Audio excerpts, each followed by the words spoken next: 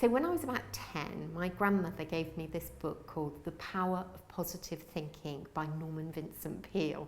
And I think this book had a huge impact really on my life and on my thinking. It's quite fascinating because it talked very much about how what we think can have such a massive influence on the life we have and the way that we become. Because as Shakespeare said, nothing is good or bad, only thinking makes it so. Because there's multiple benefits to thinking positively. I mean, a lot of science now demonstrates that people who have a positive mental attitude, you know, have a better relationship with themselves, it can help to combat depression, anxiety, helps you to have a better relationship with other people, but it can also have quite a positive effect on your health and your immune system as well.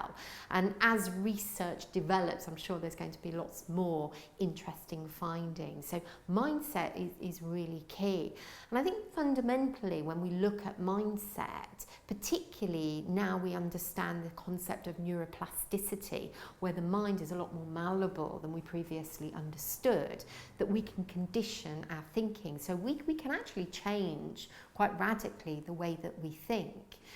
So how can you cultivate a positive mindset? Well, first of all, we need to stop and think about the way that we talk to ourselves. We literally have tens of thousands of thoughts a day, and the quality of those thoughts are really important because thoughts in many ways are like little nutrients for the mind. So we need to make sure that they are positive and they're healthy. You know, if we're talking to ourselves in a very negative way, then we're going to self-sabotage. So if we flip some of those thoughts over and replace them with more positive vocabulary, then that can be really helpful. Now, I'm a big fan of this word probopportunity because what this actually means is taking the word problem and the word opportunity and creating a hybrid word. Apparently, this word actually came from the man who invented the post-it note. So it was really about looking at problematic situations, but how you can turn them over into something more positive. And you can kind of play that game in your mind. So every time you have a negative thought,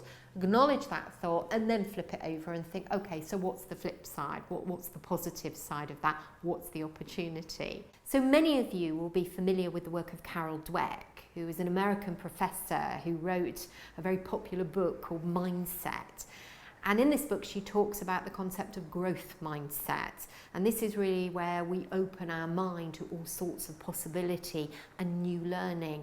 And that's really important because none of us are the finished article. We're all people in progress and we're all learning all of the time as dynamic human beings.